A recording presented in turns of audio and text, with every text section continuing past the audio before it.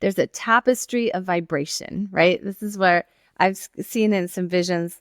There's a tapestry of vibration on the other side where the larger vibration are source energy, and we are smaller vibrations on this planet. And everything that we do to create, to sing, to have conversations like this, we are creating smaller vibrations that source energy doesn't have the ability to create. We are co-creating in the name of God and universal light and universal love. So by being here, we're expanding the universe. We're expanding the universal energy infinitely. And so I believe that's kind of why we're here. And we're all here to expand our light individually and collectively.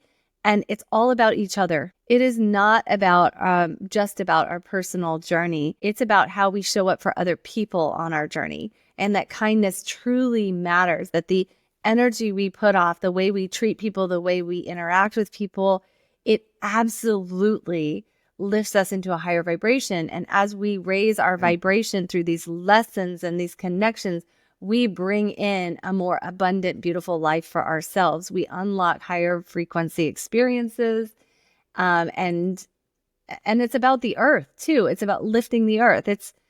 There's so much to that question and that answer, but that's kind of where I am with it right now. And it continues to evolve, right?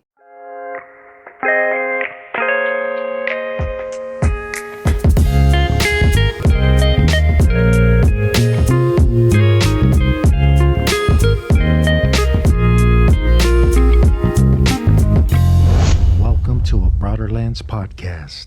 The opinions expressed on Broaderlands podcast are those of the guest speakers and do not necessarily reflect the views of the host or Broaderlands podcast. Ellen, welcome to Broaderlands podcast. What an honor to have you on. It's an honor to be here. Thank you so much. I was looking at your resume and you have a lot. You've done a lot. I mean, you've really transpersonal psychologist. Yeah. Am I getting that right? Music therapist. Sound healing practitioner, rap artist. I'm like, wow. I wish. Yeah. Yeah. No, what an honor to have you on. I really appreciate it. I think you have a heart-touching story. I seen you at the expo, and it was weird because no one was there, but I felt like all of a sudden my body started moving, gravitating towards your booth. Yeah. And that's how I connected with you. It was perfect. It was absolutely perfect. Yeah, I love that too. And it was meant to be for sure. We were meant to meet each other. You know, it's funny. I was thinking, I usually tell people and share a little bit about their upbringing and what it was like and whatever. But you started from a young child. You had a very profound experience, the moment that changed your life. Your NDE at 12 years old. That's really where my life started, to be honest. I don't remember much from before that. So I just kind of start everything from there. Yeah. Well, maybe you can walk us into that because it's so beautiful, the story. Thank you. Well, I am happy to share it. I think that I came back here to share. I loved to ride horses as a kid. I was 12 years old, and I, on this particular day was my first Western lesson. So they hadn't really, they didn't wear a helmet. I always wore a helmet when I did English, but for the Western lesson, I didn't. And apparently the horse swelled its belly out, so the cinch wasn't fully tight.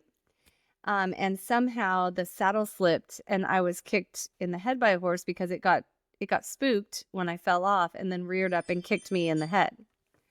I was in a coma for about a week, 5 days, and then my parents were told to play old movies at my bedside. And that's a really important part of the story because that's kind of how it comes in that I woke up from the coma. But what I experienced was this beautiful experience on the other side. I found myself on a raft of sorts. There was pink clouds on each side. And I recognized Ascended Master Jesus in front of me. And then another man on my left who didn't say anything or communicate with me, but he was, thinner and had long brown robes and bare feet. And I felt like I was safe. And from that place on the raft, I was lifted into this realm of light. First, a realm with like different colored trees and streams and music that I'd never heard before that was beautiful. And then I was taken into this golden realm of light. And it was really an experience and a feeling. And when I sink into it now, I fully remember this weighted, warm energy that just surrounded my energetic field. I had no body, there was no human concept at all. I felt unconditional love, and then I melted and expanded into that light, and I became unconditional love. And it was from there that I felt the true essence of what I was meant to experience and bring back. I mean, I felt this fullness of love, complete love.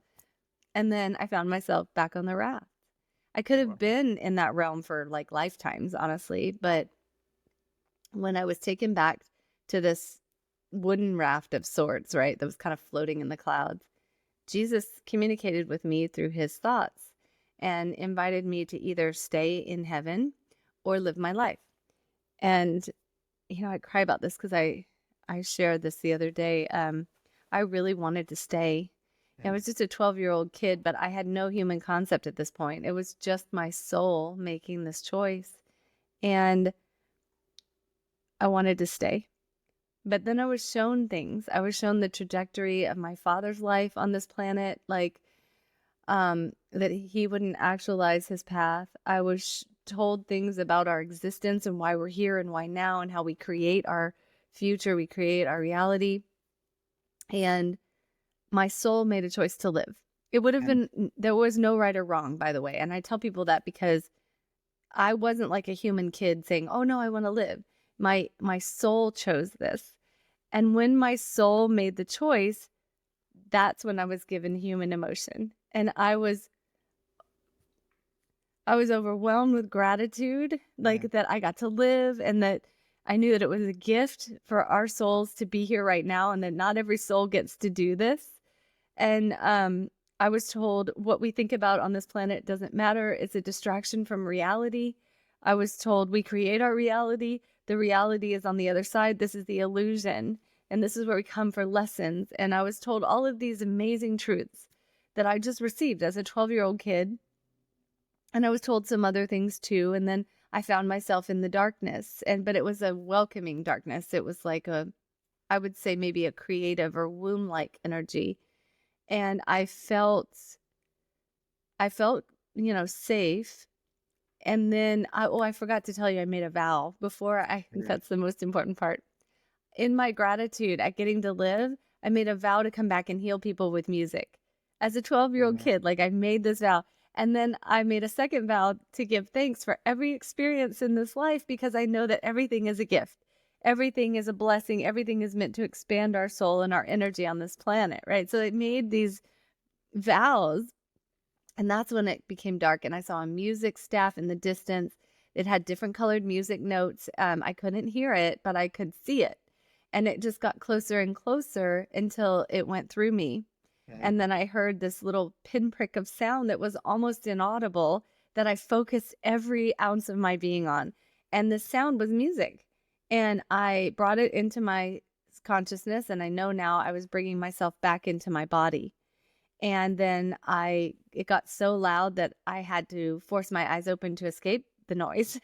It got from inaudible to very loud. And then I was in the ICU and I saw the credits of a movie. It was like a rolly movie stand because it was 1989 when this happened.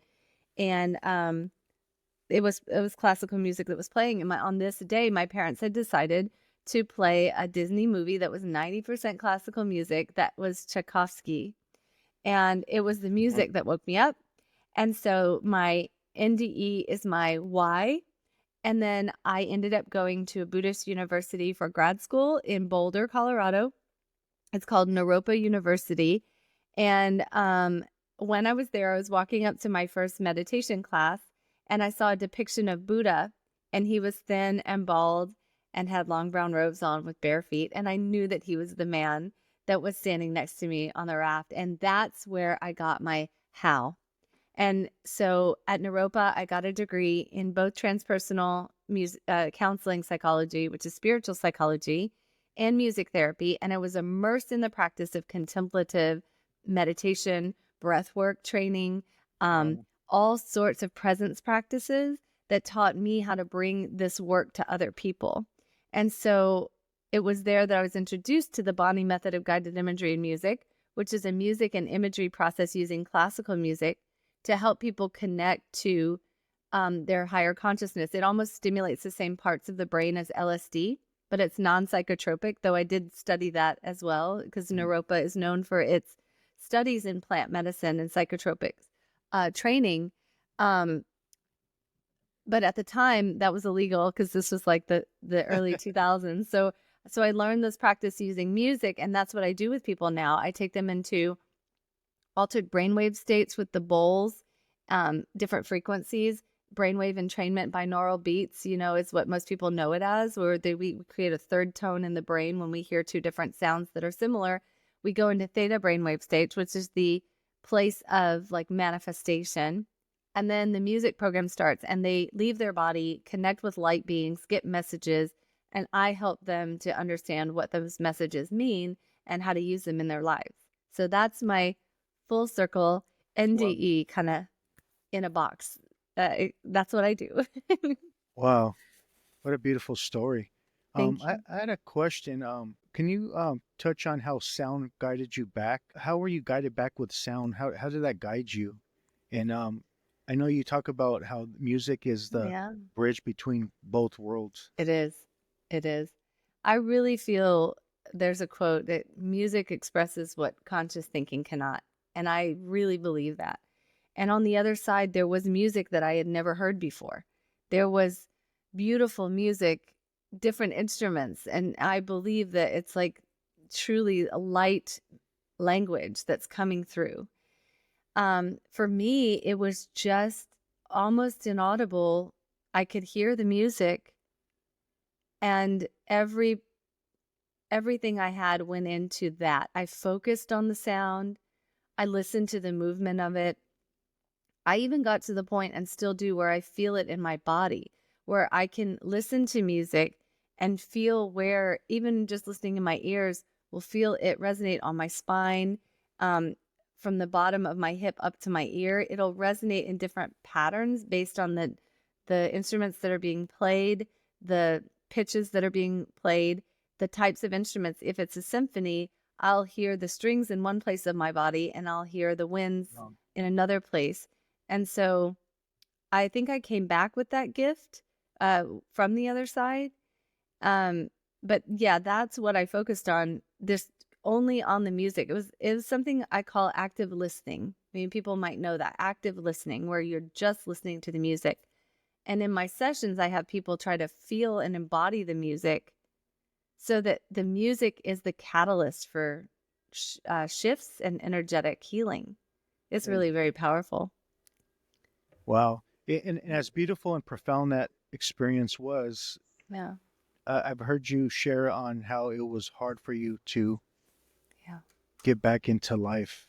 Was it kind of traumatizing at the same time? Or, I mean, how did you have Yeah. to deal with this, and what happened? What were the negative impacts of this? Or were they? Yeah. I write about this a little bit more in my book, because as a 12-year-old kid coming back to this planet, I had a head injury. I didn't understand. People were talking so fast. It felt like, to me, normal conversations were so fast that I just couldn't even understand it. I mean, it would just blow by me, these conversations. I'd be in groups with other young teenagers, hearing them talk and not understanding what the heck is going on, right? And so what I learned to do was to focus on the energy. And I found that even when I couldn't really understand what people were saying at the time because of my head injury, I got an energetic impression instantly about what was going on. And I think that for me, that was an aid in developing my intuition. There were things in place for me when I came out of the coma to help me develop my intuition. I was also in a program, like the gifted and talented program that a lot of people did, right? Like that, it actually was a training to think outside of the conscious mind and find answers from your intuition. So because I was in that program before the head injury and I happened to get to stay in it after having gone to the other side, I was able to develop skills through that, but also through personal interactions. I mean, I had messages sometimes from like loved ones lost, or messages about people's future, their relationships with their family, and what that was doing for their greater path, and why it was important for them to have issues with their mother or something like that. Um, and so I would just not tell people that I knew where that was coming from or how. I would just lead with that information and ask them, does this resonate with you? And through getting that feedback from them, like, yes, that makes total sense. I was able to have like a feedback loop for, is my intuition right? Like, is this real? And so from the time I was 12, that's really how I started to engage with the world, until I got to the point where I had enough like recovery to be able to put words to what I experienced and what I was getting. And that's what my adult life has been about, like putting it into words. How do you look at life and death now? Oh my goodness. I mean, life is a gift. We're all here for a reason. We are, not only on this planet for a reason, but we're brought into each people's bubble and circle for a reason. I feel like death is just stepping through a doorway into something actually much greater, much more loving, and we're needed. This life, we are needed, because I believe that, as it was shown to me, there's a tapestry of vibration, right? This is where I've seen in some visions. There's a tapestry of vibration on the other side, where the larger vibration are source energy, and we are smaller vibrations on this planet. And everything that we do to create, to sing, to have conversations like this, we are creating smaller vibrations that source energy doesn't have the ability to create. We are co-creating in the name of God and universal light and universal love. So by being here, we're expanding the universe. We're expanding the universal energy infinitely. And so I believe that's kind of why we're here. And we're all here to expand our light individually and collectively. And it's all about each other. It is not about just about our personal journey. It's about how we show up for other people on our journey. And that kindness truly matters, that the energy we put off, the way we treat people, the way we interact with people, it absolutely lifts us into a higher vibration. And as we raise our vibration through these lessons and these connections, we bring in a more abundant, beautiful life for ourselves. We unlock higher frequency experiences. And it's about the earth too. It's about lifting the earth. There's so much to that question and that answer, but that's kind of where I am with it right now. And it continues to evolve, right? Like always. And you write about it beautifully in your book. Thank you. I'm looking at the pages now in my head, and I really appreciate it. I would love to get you back and just focus on your book eventually. Someday. Yeah, I would love to in the future. Yeah. Um, Yeah. how do you define? Because I have to say that something's coming through.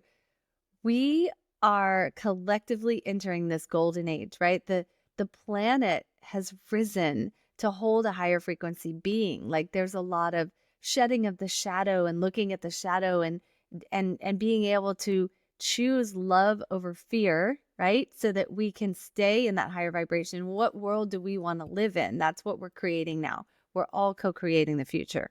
It's very important right now for everyone to understand that. Yeah.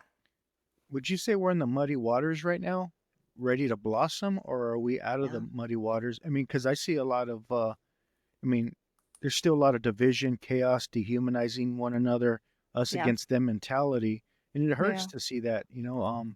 I was just thinking earlier, like people can't even talk about like politics in a healthy way or Yeah. religion, and it's like you're either Seems on like one side or the other. And I feel like I'm in the center. I care about people as a whole. I don't care Yeah. about their identities or labels or belief systems. I So much. so agree. I think we're very close. I think we're very close to being in that place of choice. I believe there's going to be a mass awakening, and experience something that's coming that will bring awareness to all. I think particularly right now, a lot of people are going through a shedding of the shadow. People who are coming to me right now are having things happening to in their lives And even in my life, right, Mm. where we're shedding, I see people who are very close to me that are shedding the last remnants of their shadow. The things that they haven't healed up until this point are being accelerated now. So people almost feel like it's all happening at once. How can they handle it? The pressure is becoming great. And I believe that's because we're all being given the opportunity to feel immense pressure so that we can go to our God self for the answer rather than seeking it outside of ourselves or feel like our human can control it. These are opportunities for this great pressure to actually go inward, to connect with our God presence, to get the answers that we need to move forward, to co-create, to have communications, and then to step back into the world like with a different perspective. It's all meant to happen. It's all happening for our benefit. It's for the greater good. It's for your greater good. Believe it or not, what we're all going through is for us. Not to say that there's not tragedy and that there's loss and there's sadness, and it's not to gloss over any of that. But if we make the choice to take every experience and say, how can I find the gold or the light within this? It's a practice of mastery. We are practicing mastery right now. And that's how we ascend, is to practice how can we love through this, our greatest fear or our greatest experience in life. How can I stay in love? How can I even transmute it into love for other people? That's the question that we're looking at right now. And even me in my life, I went through like I'm witnessing someone very close to me going through a head injury similar to what I went through. And being the supportive one for them is a full circle moment. And also one of my greatest fears has been triggered by that, by witnessing that. So being able to stay in that and say, I've lived through my greatest fear and I'm still okay. And I use that as an opportunity every night to pray, to go into my God self, to ask why this is happening, to communicate rather than go to other people and be like, what do I do? How do I fix this? Mhm. Yeah. Appreciate that. You brought up the shadow. How do you Yeah. define the shadow? Is it good or is it bad It's or is it good. just? Yeah, thank you. It's good. It's good. I mean, here's the thing. The shadow exists in my mind to protect our greatest light. And even on the earth plane, right? The shadow that we see coming forward, it's an opportunity for us. It just shows us the unhealed parts of ourselves. Like, what have we not looked at? And if we view the shadow as being an educator instead of something like to hide or to be shameful of, oh, I can't believe this about humankind, or I can't believe this about myself. I don't want anyone to know it. Instead of that, if we say, this is my teacher, my greatest teacher, and it is hiding the most valuable, powerful part of me. So how do I look at it, accept it for what it is, forgive whatever we need to do, let it be a part of us? I do a lot of parts work. Parts work is a psychological approach by Dr. Richard Schwartz, where, he says that there are different parts of and I'm going to butcher the whole philosophy, but there are parts of our psyche that exist that we either created in a place of pain or wounding in our childhood, or even maybe for me, it shows up for clients from past lives that are coming into this life. And those parts are protectors, right? So I have a little girl part of me that protects me and maybe shows up in a little bit of an immature way sometimes when she doesn't get her way, right?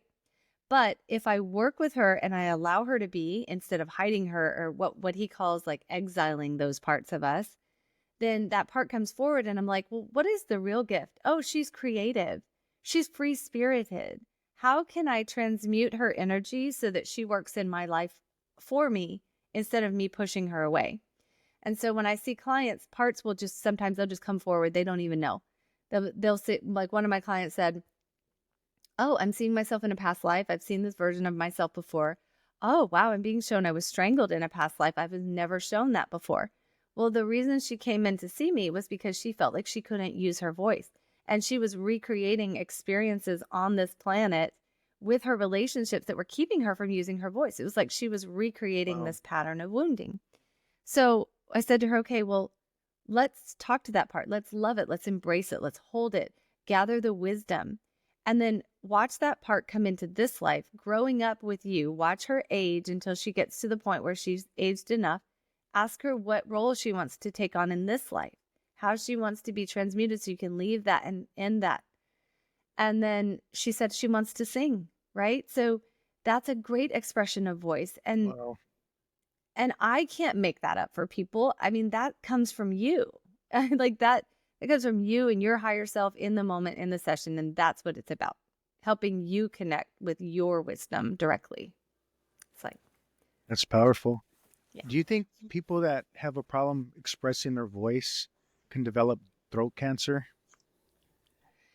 I believe that there's manifestation of all sorts of things in the body. One of the first things that I see is people, when they work with me one-on-one, they'll go to a light realm and get some information. Let's say their intention is to release grief. They'll go into a light realm and they'll get information. It'll be beautiful and loving. They'll be like, oh, I feel something in my heart. I say, okay, well, let's go into that. Let's feel it. Let's feel the discomfort rather than being disconnected from the body. Feel the discomfort. When did you feel it before? Maybe ask it questions. What does it need? We work with it. We communicate with it. Then they're like, oh, wow, that's weird. It's in my throat now. Okay, let's talk to that. What does it need? This is movement. This is energy. Does it need a light? Does it need love? Does it need this? And then once they clear it from the body, they go back to another light realm and get more information. And to me, yes, we do manifest things in the body. It happens all the time, right? I mean, think about the power of the mind to heal. And the power of sound and vibration. And there's so much on the horizon that we are about to discover that's going to change our entire view of health and wellness, like completely. It's the medicine of the future. I got Dr. Eben Alexander coming soon, and I'm going to ask him about, epigenetics with near-death experience. Like, can people change their gene expression having these profound altering experiences? I wonder, right? Yeah. I mean, it has to absolutely. be possible from what Bruce Limpton says, right? I think it's not only possible, I think it happens. And I think it happens even for non-near-death experiencers. I think people are learning to access those states of being where they can, shift and change the dynamics in their body with prayer, with thought, with vibration, with plants. Even there are certain like oils that can reverse the transcriptase enzyme of the DNA. And we hold it's shown that we hold ancestral trauma sometimes in our DNA. It reverses the rotary rotation. Well, there are certain oils that are high in sesquiterpenes that can correct that, right? So like I said, there's just, it's powerful what we can do with intention, with prayer, with nature, with spiritual experiences. Everything is possible. So how do you, I think you brought up trauma earlier, but past life trauma. Do you believe we can bring in past life trauma? Yeah, I do. I think sometimes it's part of our path on this planet is to heal that of the past. And I have some powerful prayers and forgiveness practices and little personal ceremonies that people can do for themselves to start to understand that, to start to clear that back to the creation of time. That this is our lifetime to clear all of it, right? We don't have to, we may have brought it through, we may not have been taught how to clear it, right? And it's very simple. It's actually quite simple. It just takes focus and intention, and you have to do it yourself to clear that energy. So I think we'll be learning a lot about that for the future as well. It's funny. I was at an event some years back in Cincinnati, and some lady gave me a past life reading. And she even drew my image, how I looked and everything. And she drew me as a Buddhist monk in Tibet. And, I see that. Yeah. And she described my personality exactly as my personality now. Really? Which is interesting because I always felt like I lived in those parts of the world when I was a little boy. But being a Mexican kid from LA, I like that, and going through life experiences, trauma, gang stuff. Yeah. I like all that stuff got flooded out. But when I had my awakening, I went back to those teachings, which I don't think it was a coincidence. But she described my personality to a T, like in the present. So I thought that was I interesting. think we bring different embodiments of ourselves, but very similar in likeness and in personality. I think definitely. I mean, I was shown in a vision once when I was training to become a holotropic breathwork is like a big, I love that training. And breathwork's a big part of my work now. But as I was going through that, I was shown that I died in 2 previous lifetimes, or at Wow. least two, multiple. I saw two, and I saw reference to more by a head injury. And this is my lifetime to come back and like heal through it. Wow. So I believe that about you. I see that about you. And I think that's really cool that she picked that up.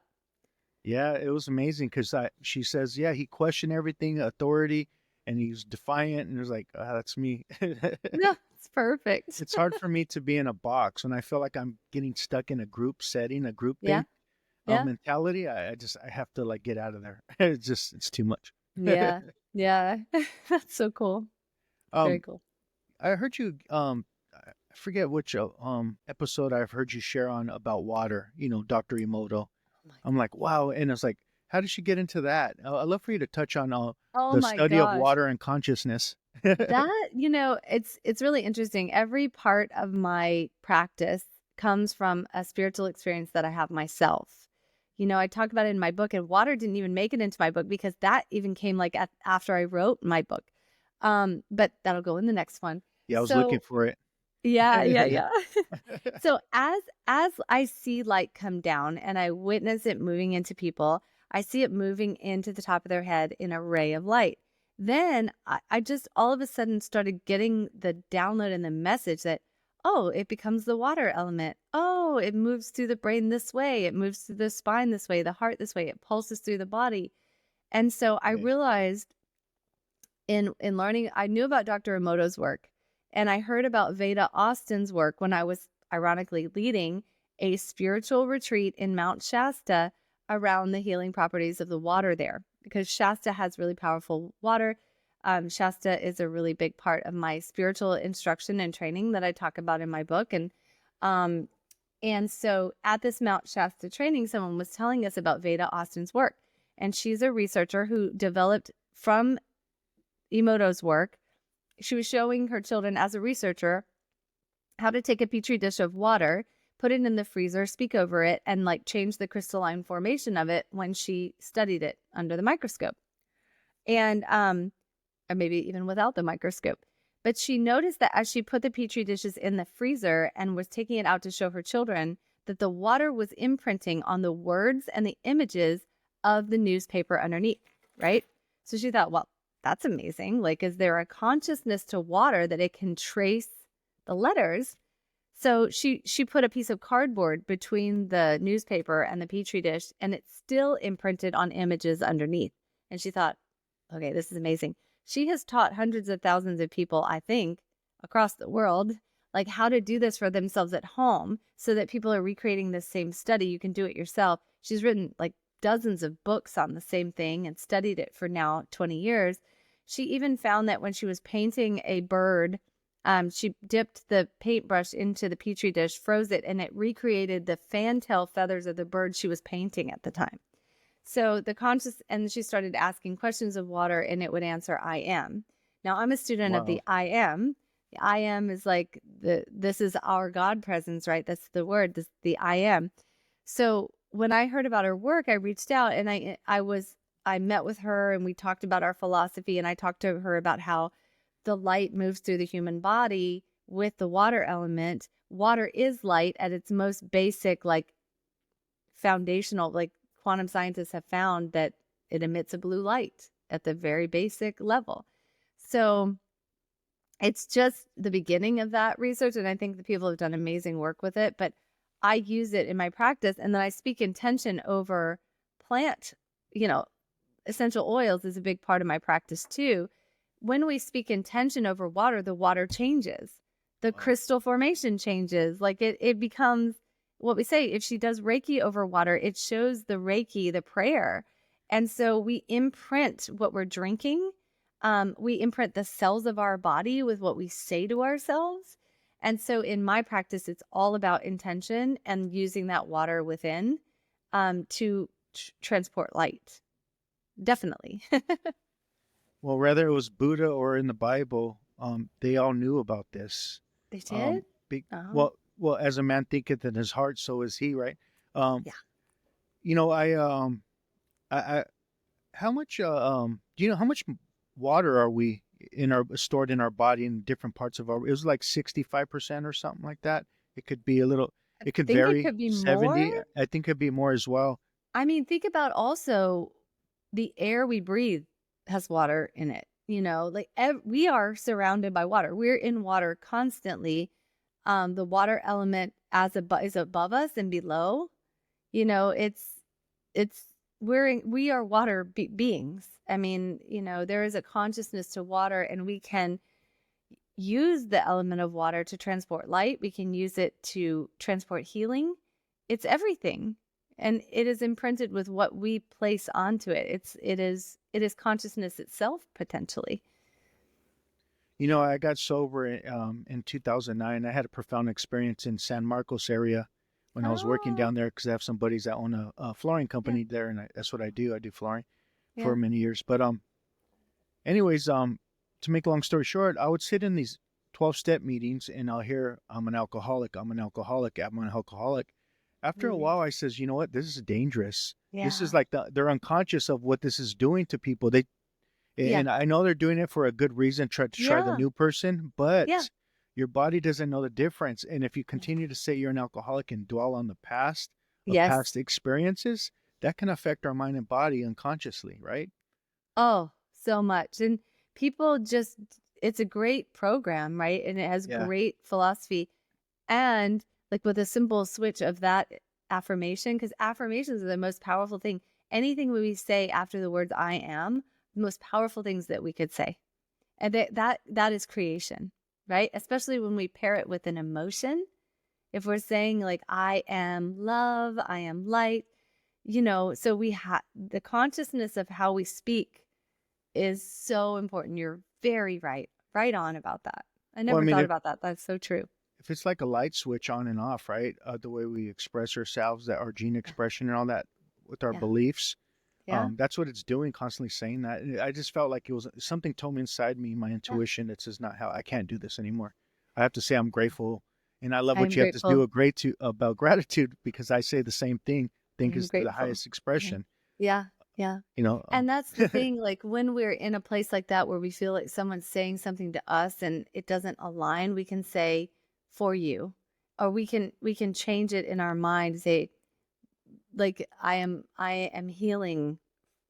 I am grateful. I am alive. I am living in my highest and greatest good. I am a new man. I'm a new person. I'm a new woman. Those kind of things, just to make it positive. It's fun to and creative to think of those things too. I was telling a few pastors a while back where they were preaching to me, and I says the problem is you're listening to the I am in a very limiting, egoic way. Yeah. Um, um, I love studying the I am as well, like Mhm. yourself, and I think it's interesting how you're all into music and sound. In Yeah. the Bhagavad Gita, Krishna used I am more times than Jesus. So whoever wrote the Gospel of John Yeah. had to have. Well, we're well aware of the Hindu scriptures, and what does the Mhm. Bhagavad Gita mean? The song of God. The song of God. So I feel a Oh, connection there. there's so much wisdom and oh, there's so much wisdom in all these different practices of faith. And I was given a Lakshmi necklace a couple of days ago, and someone sent me another piece of music with affirmations and powerful affirmations to listen to for healing and yeah, the music, it's just it's next level. Like when we have so much access to so many different ways of interpreting and bringing through that God energy, that we're so lucky to be alive right now. You know, you quote Thich Nhat Hanh in your book, and Yeah. I love Thich Nhat Hanh. He's touched me in so many different ways in my heart and really guided me and taught me a lot of things. Yeah. But Thich Nhat Hanh was a mystic, in my opinion. Him and Thomas Merton got along really well. And what I love about your story, he wrote a book called Jesus and Buddha as Brothers. And you Oh, talk I about believe Jesus that. and Buddha on the raft. Yeah. Yep. And at the time, I didn't know it was Buddha. That's what's really interesting. I was familiar with the teachings of Jesus because I grew up in that world.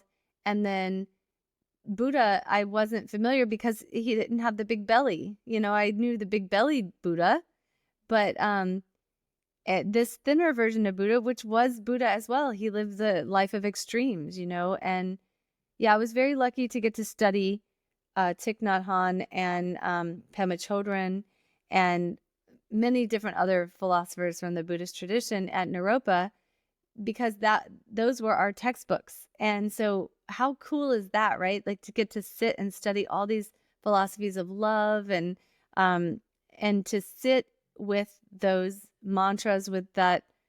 There's a book called Peace is Every Step. Yeah. And I don't even think it's in print anymore, but just reading that changed my whole perspective of the world. And the slowing down, like the feeling of every experience. I remember maybe after a few months of meditating every day at Naropa, I was driving to campus and I noticed everything was brighter. Everything was more vibrant. And I know that was unlocked through the power of presence. So, it's just so simple to just use the breath to go into presence and be completely aware outside of human thoughts, letting human thoughts go, because it's a story. Yeah, it's a story that doesn't serve us and is never true. It's just all through the perspective of like our own upbringing. So if we can leave the story and just be in the present moment, there's joy. There's happiness, contentment. It's a practice, but it's beautiful. Yeah, I love that. What made you go to a Buddhist university? Oh, well, my dad told me if I was going to go into music therapy, he said, you need a backup degree. So, and music therapy is its own career and it's wonderful. I mean, at the time, I think there was little knowledge about what it was and what it could do. But so I found one of 2 universities in the US that had a dual master's in psychology and music therapy.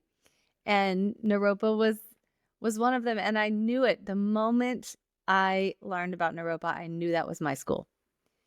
And it was in preparing for Naropa that I had the idea, the concept that it could have been Buddha that was on the raft. But it was when I was walking up to that meditation class and saw a depiction of him that I was like, okay, that's the Buddha that I saw. And that was when I knew. I was like, this is my place. I'm supposed to be here. I love that. I always say, I think Thich Nhat Hanh became the Buddha in our lifetime. He became Christ. Mm-hmm. And that's how I look at Christ and the Buddha. Like Paul says, the Christ in you is your hope of glory. It's like our Buddha, our nature, right? It's just potato. Mm-hmm. But when you actually have the experience, you understand. That's why Miser Eckhart said, the mystics understand, theologians will argue. Yes. That's a beautiful quote too. Well, I mean, we hold that wisdom within us. These teachers came to embodiment and continue to come to remind us of the sovereign power that we hold within us, that the creative power, the God energy within our heart, the light that we hold, that we have that ability. Jesus was a great teacher because he came to teach us that we can access that same level of light and love. And Buddha as well, brothers for sure. I mean, I believe brothers in love. And we're lucky now to even have re-embodiments of these masters and these beautiful beliefs and ideas that are continuing to come forward to the planet and activate through what the leveling up of humanity. Like people are awakening to it. Do you see a difference between spirituality and religion? Yes, completely. Absolutely. Yeah. I think that religion, organized religion in some ways has been used, I think, as a control. And I'm sad to say that because I think it's all founded on beautiful and wonderful ideals and the teachings of amazing masters that have walked this planet to teach us. And I think that humanity, anything that humanity takes a lens and then projects it back to the world, there's a danger there, right? And so anything also that takes us away from our God self and our power within ourselves to access that love, to make anyone feel like they can't access, that's one thing I was shown on the other side. It's available all the time to all of us. We can access it at any time. It is within us. It is around us. It is all encompassing. It is loving. It is wonderful, always available. But for anyone to think that they have to go through someone else or some other institution to get to it, that's the danger that I see. And it's not always the case, but, for me, my entire path is to take people into their presence, their wisdom. They are the highest knowing. So sometimes religion can be tricky about that. Spirituality, I just see it as being a general idea and concept of everything that it means to be connected to God for that individual person. I love that. There's something I wanted to ask you from your book, because you said at all the places you travel, Hawaii is the place that showed you the Rainbow Road. Yes, it did. It really, everywhere that I go, I get some kind of wisdom or affirmation or new development of skill. And so Hawaii just demonstrated to me what the Rainbow Road looks like. And I had been living it. I just hadn't been able to identify it. The Rainbow Road, it's my concept of like when everything's in alignment and everything is showing you that it's lining up for your highest and best good. Like, you get the best seat on the plane, or you don't have to wait, or someone gives you a free coffee, or there's no traffic on the way to the airport, or you meet the perfect person and have the best conversation on the plane, all of these things that just also enhance our experience of gratitude on the planet. And there are days like that, and there will be days like that. And I think there will be more days like that in the future as we continue to move into higher frequency of awareness and we work through these lessons in mastery that we're going through right now. Yeah. What is our higher self, and how do we reconnect with that? So I see the higher self as the I am. I call it the beloved I am, or the I am. It's a perfect version of us that is completely connected to the heart of creation, that is perfection in physical form, emotional, spiritual form, has the wisdom and unconditional love of the masters. That is the higher self. It is all loving, non-judgmental, magic, and connected to our human path. So the message is, I am that I am, or I am that I am. I am that I am. So because I exist in that higher form, I exist here on this planet. That's how I see it. And because I exist on this planet, I know that I exist in that higher form. I love that. Yeah. And your book is called Waking Up in Heaven. How do you define heaven? To me, that heaven energy is the golden light realm. And also the knowing that we can create that heaven on earth through continually staying in love through every human experience. And I really believe that we have the ability to co-create heaven. We have the ability to bridge heaven, bring heaven to earth through our unique gifts and offerings to the world. So that's what it is to me. And it's the pink one on Amazon, it's Waking Up in Heaven, Living with Purpose Through Afterlife Wisdom. There's another one as well, just to know. I remember you saying that, and I looked at it right when I seen pink. I clicked onto it. Yeah, it's the pink one. And I'm sure the other one's good too. Maybe get both. Yeah. You have as above, so below, bringing heaven to earth. And I love that. There's a scripture that says, and I know you know it, to enter the kingdom of heaven, you must be like a little child. And I don't believe there's just one set meaning in scripture. So when people go to Bible study or whatever, there's so many different meanings depending on our level of consciousness. Definitely. I shared this a while back, and I just had an experience with a lady at the market, and she was going past me, and I was going past her, and she gave me the dirtiest looks, like I didn't belong here or whatever.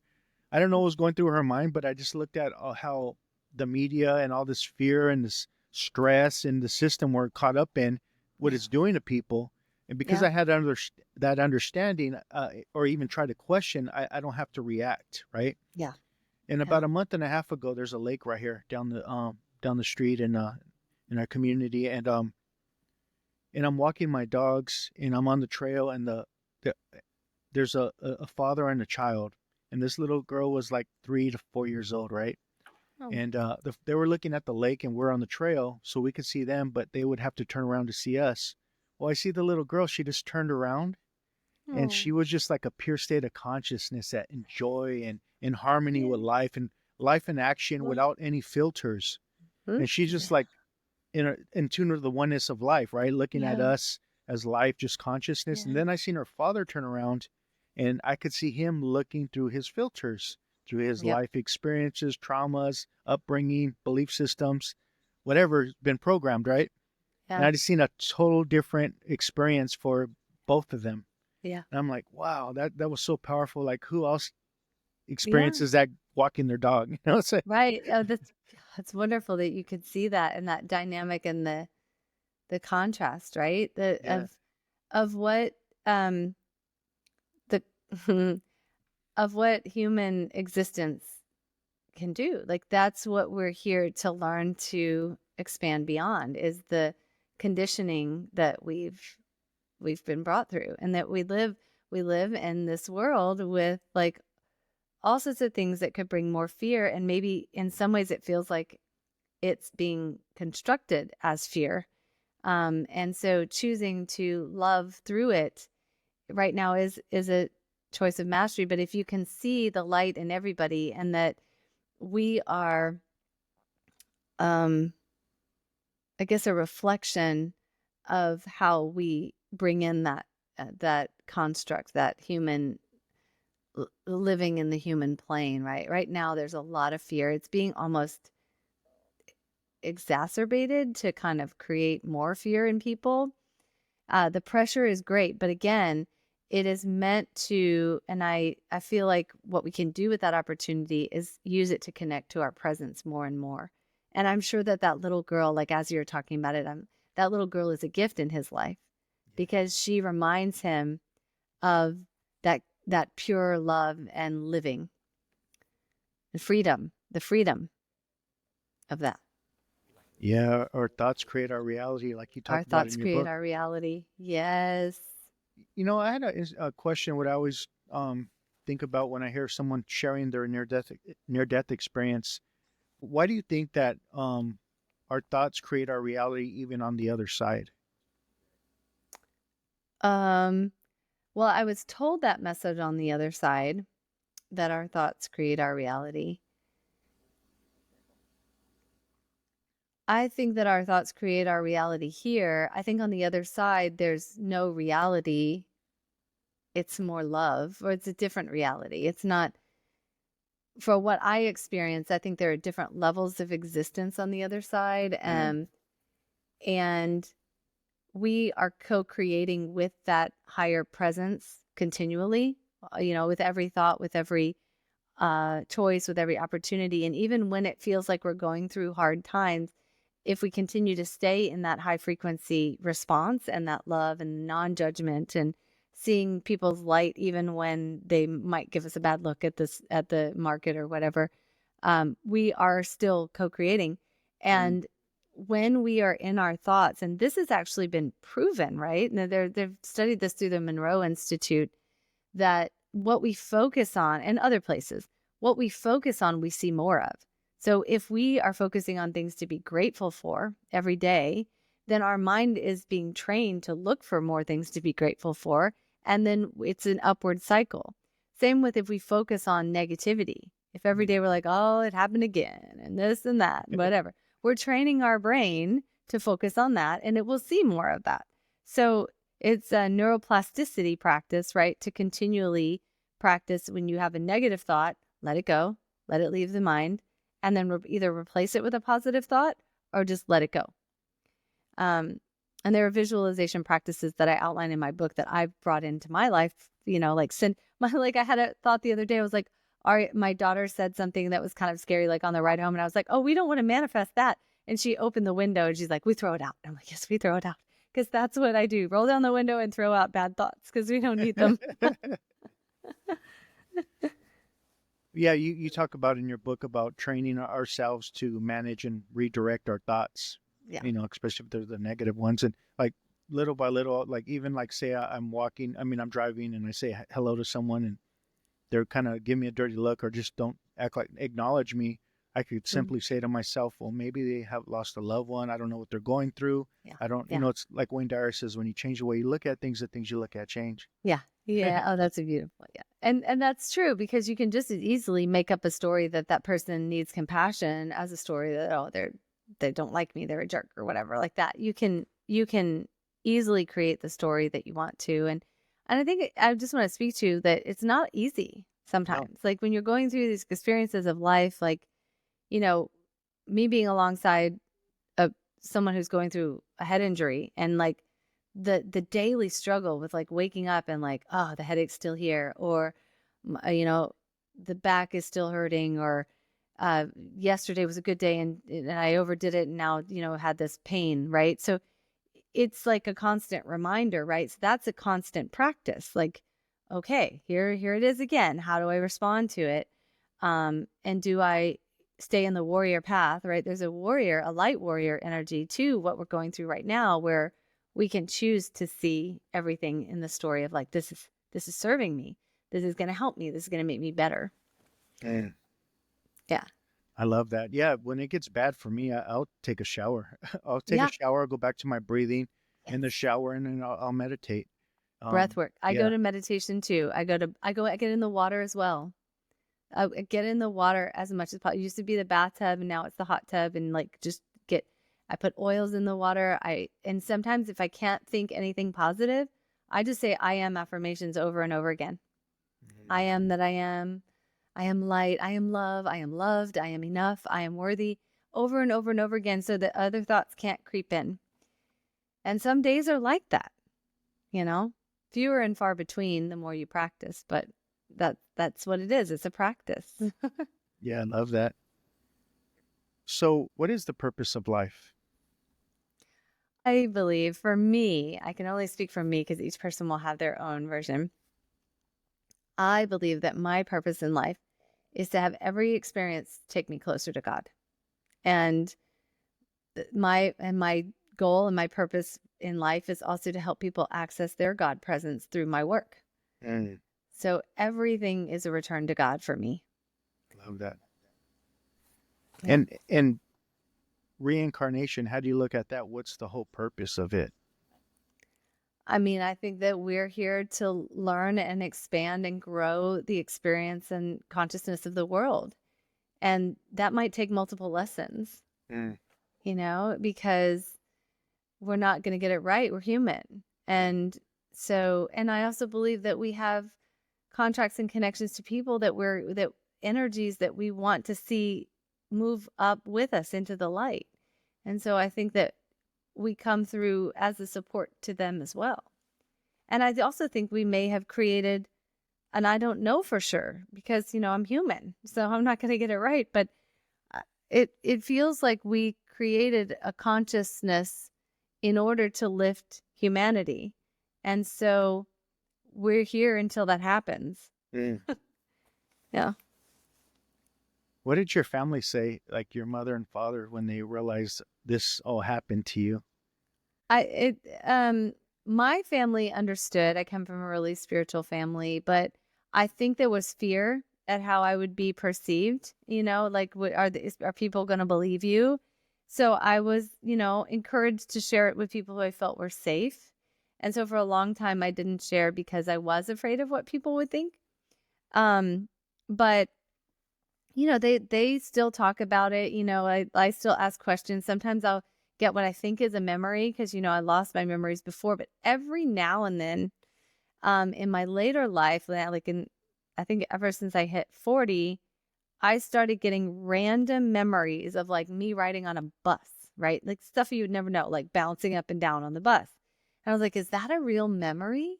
Could that have really happened? Like, So sometimes if it's something I know my parents will know, I'll ask them, I say, hey, did this happen? Is that a real memory? Or is it just something my mind now is making up? Because I always wanted to get those memories back before I was 12. I wanted to, remember birthdays and first days of school and friends that reach out to me now and say, oh, we were best friends in like fourth grade and I'm like, oh my gosh, I wish I could remember this person. And then and this is a real story. Like she and I had the most beautiful conversation on the phone. We reconnected on Facebook and I felt like I knew her and I cried afterwards. It was just the most powerful thing for me because she was like, I was at your house every day and your brother used to play jokes and we used to hide in the basement and whatever. And I didn't remember any of it. So it was like really, it was really surreal. I mean, like kind of bittersweet. And she said, your mom was so sweet and she changed my life. And I'm like, oh my gosh, this is amazing. And I wish I could remember it, but also there was a gift in it too. So I don't know why I got off on that sidetrack. Sorry. No, I appreciate that. I wanted to ask you something about like your group settings and some of the experiences people had because I think they're beautiful. Um, Maybe share some experiences with some of the retreats or group sessions you've had. Is that okay? Definitely. Yeah. Well, there's this opportunity for people to have shared consciousness, a shared experience. And I'll give an example of it. It was an event in Salt Lake City. We had sold out the venue for the first time. It was amazing. We had about 90 people in the room. This one woman came in and said that, she went through the whole experience and I asked for sharing at the end. And she said, I came here because I wanted to connect with my dad. And in the vision that I saw, I was in a chapel in New Orleans or a church that she knew well, that she had visited with him when she was pregnant with her child. And she said, he came to me in that church and he looked me in the eye and said, you are enough. And she was crying and she said, that's the message I came to get.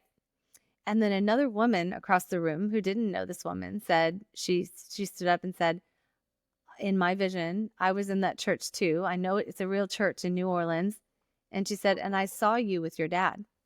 So she saw this like a shared connection. She saw that in her vision. And then a third woman, we were just about to close the group. Everyone else had shared. And this woman said, I just can't not say this, but I brought this bracelet in. And she was holding a bracelet in her hand. And she said, I brought this bracelet in. I know it wasn't for me. I held it through the session and I know now who it's for. And it said, I am enough on the bracelet. And she took it over and gave it to this woman. And so experiences like that in the group settings and in retreats are even more magical, but they happen all the time. And so we see that there's something on the other side because we experience it alongside with others. People will see the same little white dog with a red bow on its neck and they'll say, I don't know why that dog was in there. And then the guy across the circle will be like, well, here's my dog and she passed away, little white dog with a red bow on her neck. I wanted to see her. Or like they'll see the same poppy field. It's just anything and everything. They'll be the same colors from one person to the next. One session like last month, 3 different people in the circle saw tigers and elephants and like an eagle or something like that. I mean, that's pretty random, but also very specific. So the shared consciousness is powerful and amazing. I love group work and I love traveling for that. And we'll be in Chicago later this year. I'll be in Kentucky in April. And another place probably along the coast here, maybe in San Francisco at the New Life Expo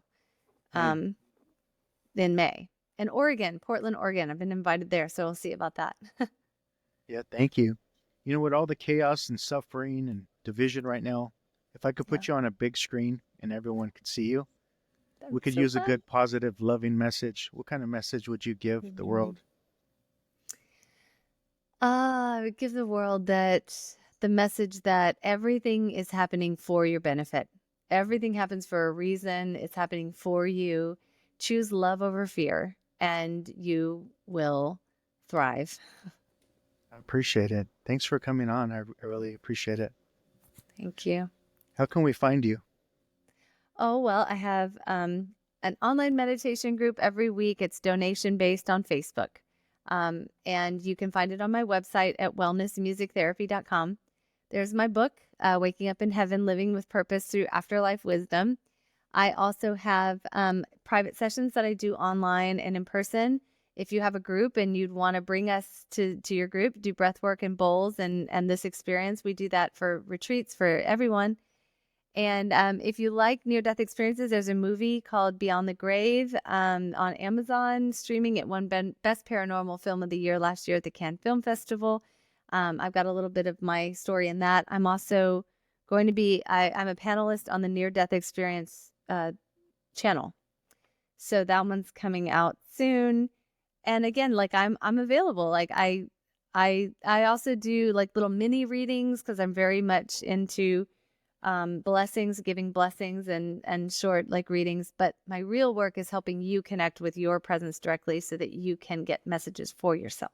So that's it. Well, thank you. And when's your rap album coming out, your new one? No, it's fine. Oh, it's already out. I'm going to end it it hit with... the charts. I appreciate it. I'm going to end it with the Thich Nhat Hanh quote.